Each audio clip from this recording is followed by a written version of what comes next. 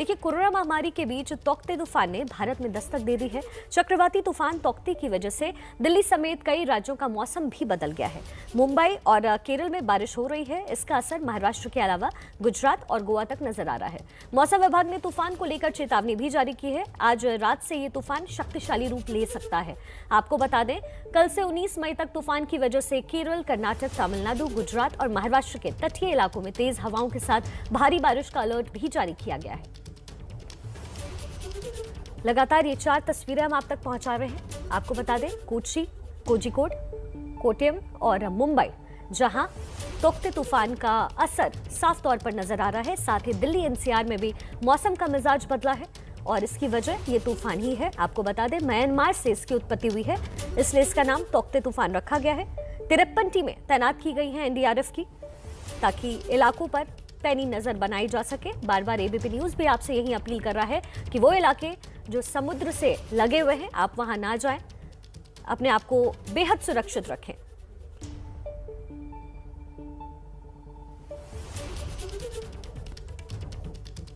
Tauktae तूफान का कहर जारी है। आपको बता दें, अगले 5 दिन तक तौकते तूफान का असर अलग अलग राज्यों पर नजर आ सकता है। सबसे पहले आपको बताते हैं कि तूफान तौकते का असर देश के किन हिस्सों में दिख रहा है, क्योंकि तूफान की आहट शुरू हो गई है। मुंबई, कर्नाटक में बारिश फिलहाल शुरू हो चुकी है। गोवा और गुजरात में हवाएं भी चल रही हैं। आपको बताएं, दिल्ली में भी मौसम का मिजाज आज सुबह से ही बदल गया है। तौकते का अपडेट इस वक्त आप देख रहे हैं। गोवा और गुजरात में हवाएं फिलहाल चल रही है। दिल्ली में मौसम का मिजाज बदला है। हालांकि आपको बता दें, यहां कोई खतरा फिलहाल नहीं है। पश्चिम तटीय राज्यों को मौसम विभाग ने चेतावनी जारी की है। मछुआरों को समंदर में ना जाने की सलाह दी गई है। तौकते तूफान का असर इन 5 राज्यों पर खास तौर पर देखा जा रहा है। इसके साथ ही दिल्ली एनसीआर में मौसम का रुख भी और मिजाज भी बदल गया है। देखिए, इस पूरे मामले पर हम आपको लगातार अपडेट देते जा रहे हैं। गोवा से हम आपको बता दें, संवाददाता रौनक कुकड़े हमारे साथ जुड़े हैं। मुंबई से सूरज ओझा, बेंगलुरु से पिंकी राजपुरोहित और दिल्ली से इला काजमी जुड़ गई हैं। गोवा सबसे पहले रुख करेंगे रौनक कुकड़े का, जो इस वक्त गोवा में है। रौनक, इस वक्त वहाँ क्या असर दिख रहा है, क्योंकि गोवा एक ऐसी जगह है जहाँ पर्यटन के लिए लोग ज्यादातर आते हैं, तो वहाँ किस तरह का अलर्ट जारी किया गया है?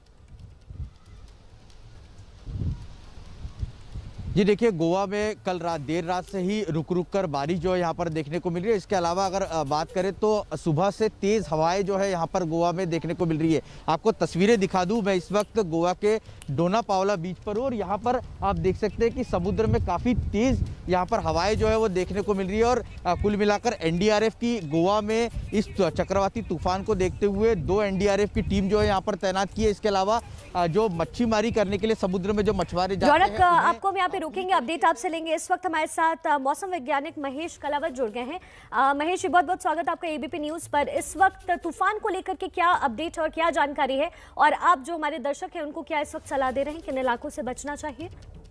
देखिए, इस समय जो तूफान है ये नॉर्थ कर्नाटका और गोवा कोस्ट के आसपास आ गया है और अब ये दोपहर तक सीवियर बन जाएगा, यानी और शक्तिशाली हो जाएगा और रात को या कल सुबह तक ये वेरी सीवियर साइक्लोन हो जाएगा। तो इस समय जो कर्नाटका के तट हैं, गोवा और साउथ महाराष्ट्र के तट है, इस इलाके में लहरें काफी ऊंची उठेंगी, हवाएं काफी तेज होंगी, तो समुद्र में मछुआरों को न जाने की सलाह है।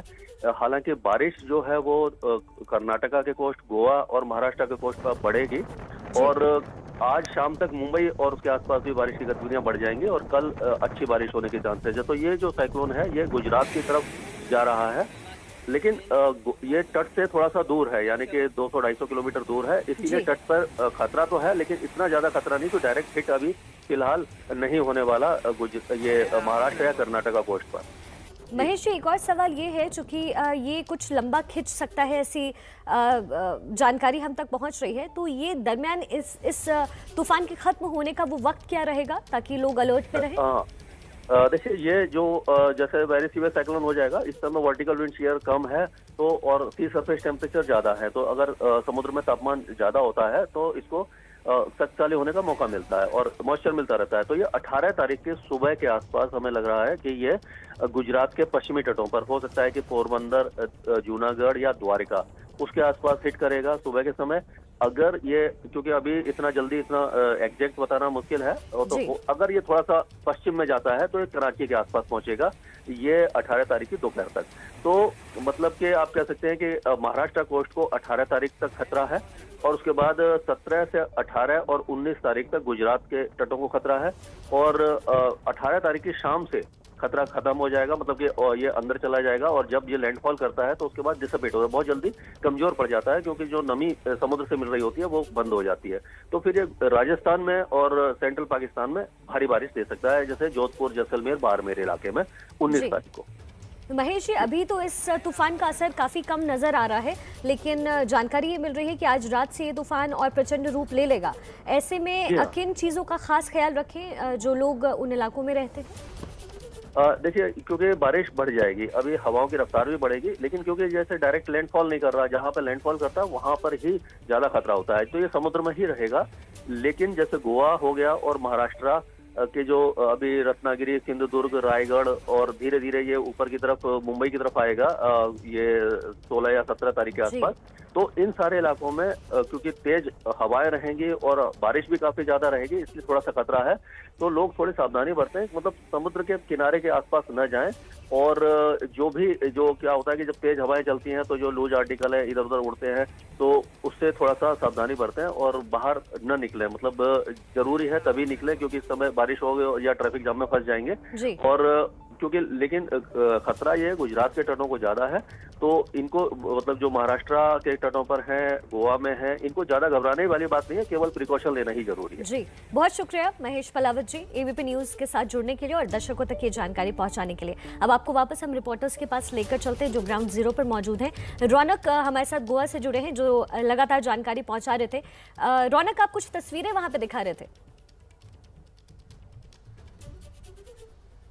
जी, निश्चित तौर पे मैं आपको कुछ तस्वीरें यहाँ पर दिखाना चाहूँगा। जैसी अभी हमारे एक्सपर्ट ने बताया कि गोवा और कर्नाटक के इस इलाके में काफ़ी तेज़ हवाएं जो है वो चल सकती है, और उसकी शुरुआत जो है यहाँ पर होती हुई दिख रही है। आपको कुछ तस्वीरें दिखाएंगे। ये सामने पेड़ है, आप देख सकते हैं कि काफ़ी तेज़ हवाएं यहाँ पर चल रही है, और उस पेड़ को देखने के बाद साफ ये पता लगता है। कुल मिलाकर अगर देखें तो कल देर रात से ही गोवा और आसपास के इलाकों में रुक रुक कर तेज़ बारिश जो है वो हो रही है, और अभी भी मौसम इसी तरह का बना हुआ है कि कुछ देर बाद गोवा में बारिश जो है यहाँ पर हो सकती है। हालांकि फिलहाल एनडीआरएफ की 2 टीमें जो है वो गोवा में तैनात कर दी गई है, और प्रशासन और सरकार की तरफ से भी लगातार जो तटीय क्षेत्र में रहने वाले लोग हैं उन्हें सावधानी बरतने की जानकारी, सूचना जो है हर तरह की मदद जो है वो पहुँचाने की कोशिश की जा रही है।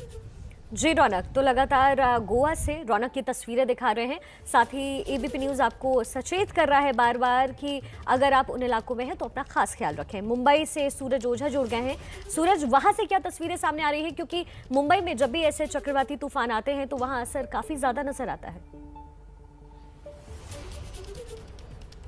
बिल्कुल, मुंबई के हालात भी नाजुक हैं। इसी वजह से बीएमसी ने काफ़ी तैयारियां कर रखी है। बीएमसी ने जो भी कोविड सेंटर है, मुंबई का सबसे बड़ा जो कोविड सेंटर है, मैं आपको दिखा दूं, ये बीकेसी का जंबो कोविड सेंटर है। इसमें से कुल 400 के करीब जो पेशेंट्स थे उन्हें अलग अलग जगह पे शिफ्ट किया है। आपको बता दूं कि इसके पहले जो निसर्ग साइक्लोन आया था उस वक्त भी इस जगह पर काफ़ी खतरा था, क्योंकि ये जगह काफ़ी ओपन ग्राउंड के पास है, और अगर ज़ोरदार हवा चलती है तो ये टेम्पररी शेड है, इसको नुकसान हो सकता है, पेशेंट्स को खतरा हो सकता है। इस वजह से प्रिकॉशनरी मेजर रखते हुए यहाँ से पेशेंट्स को अलग अलग अस्पतालों में शिफ्ट किया जा रहा है। साथ ही जो यहाँ आसपास जो बड़े बड़े पेड़ हैं उनको भी ट्रिम किया जा रहा है, ताकि कभी हवा के चलते अगर ये पेड़ कहीं गिरे तो किसी पर ये पेड़ ना गिरे, किसी को कोई नुकसान ना हो, तो काफ़ी ख्याल रखा जा रहा है। क्योंकि कोविड के इस काल में कई टेम्पररी शेड कई जगह पर बनाए गए हैं,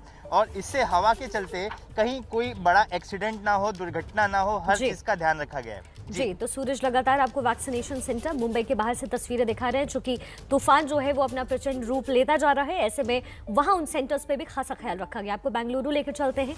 पिंकी राजपुरोहित जुड़ गई हैं। पिंकी, बेंगलोर में भी इसका असर बहुत ज्यादा नजर आने वाला है, मौसम वैज्ञानिक की यही जानकारी है। वहां कब तक अलर्ट है?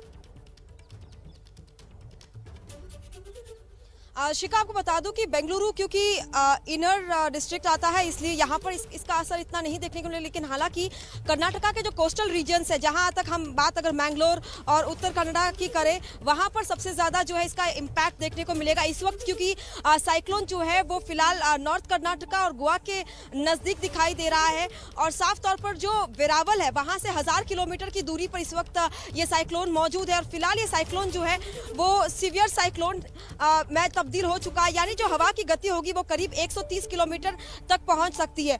2 दिनों के भीतर जो है ये साइक्लोन वेरी सीवियर साइक्लोन में तब्दील होगा, जब हवा की गति जो है वो करीब 175 किलोमीटर प्रति घंटे की रफ्तार के साथ हवाएं चलेगी। खासतौर पर जब ये और भी ज्यादा नॉर्थवर्ड मूव करेगा, बात अगर हम महाराष्ट्र या गुजरात कोस्ट की करें, और 18 तारीख को ये गुजरात के वेस्टर्न कोस्ट के वहां पर जो है दस्तक दे सकता है। हालांकि मौसम स्पेशलिस्ट जो है वो यही बता रहे हैं कि तटों पर हालांकि नहीं दस्तक देगा। और कई बार हमने देखा है कि जब तक साइक्लोन जो है वो तटों तक पहुंचते हैं वो वीक भी हो जाते हैं। तो 17 तारीख की शाम तक हमें इंतजार करना होगा कि आखिर जब ये लैंडफॉल करेगा तो इसका रुख जो होगा वो कितना ज्यादा होगा। जहां तक प्रिकॉशंस की बात है तो आपको बता दें कि नेवी फिलहाल अलर्ट पर है, एनडीआरएफ की टीम्स को तैनात कर दिया गया है, और कोस्ट गार्ड लगातार समंदर के अंदर जो मछुआरे वहां मछली पकड़ने के लिए गए हैं उन्हें वापस तटों पर भेज रही है। और लगातार मछुआरों से यही कहा जा रहा है कि समंदर में ना जाए, यानी सीधे तौर पर क्योंकि ये साइक्लोन वेरी सीवियर साइक्लोन में तब्दील होगा तो जाहिर तौर पर हवा की जो गति होगी वो करीब 175 किलोमीटर प्रति घंटे तक भी पहुंच सकती है। जी, यानी तेज रफ्तार है। पिंकी बहुत अहम जानकारी दे रही है। बेंगलुरु में बहुत ज्यादा असर इस वक्त नजर नहीं आ रहा, लेकिन चूंकि ये नेचुरल कैलामिटी है, कहीं भी असर बढ़ सकता है, इसलिए आप अपना खास ख्याल रखें।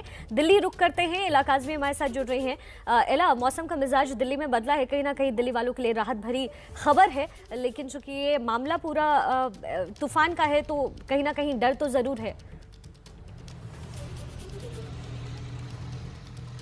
जी शिखा, मैं आपको बता दूं कि आज जो मौसम विभाग ने मौसम का हाल बताया है, उनका यही कहना है कि आज जो है हल्की बारिश हो सकती है शाम तक, यानी कि प्रभाव जो है आज उतना नहीं दिखेगा। हल्की बारिश होने का अनुमान है, कल बादल छाए रहेंगे। प्रभाव तब दिखेगा जब गुजरात के तट से ये तूफान जाकर के टकराएगा, यानी कि 17-18 तारीख को। और मौसम विशेषज्ञों का भी यही कहना है कि तब दिल्ली एनसीआर में जो है ज़ोरदार बारिश और बिजली जो है कड़कड़ा सकती है।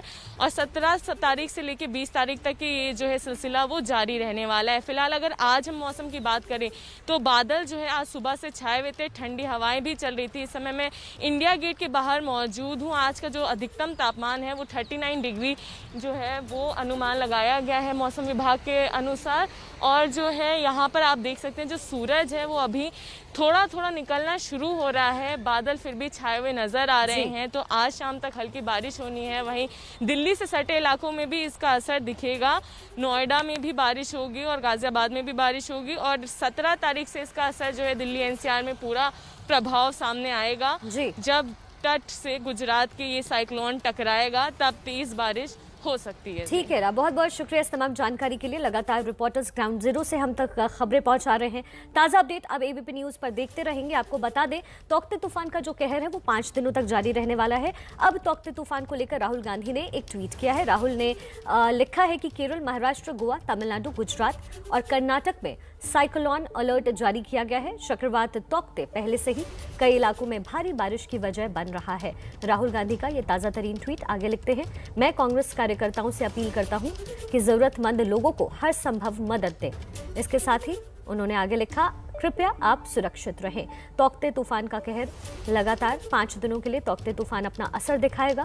5 राज्यों में सबसे ज्यादा असर रहने वाला है। आपको बता दें, म्यांमार से इस तूफान की उत्पत्ति हुई है, इसलिए इसका नाम तौकते रखा गया है। इसको लेकर 53 टीमें तैनात कर दी गई हैं।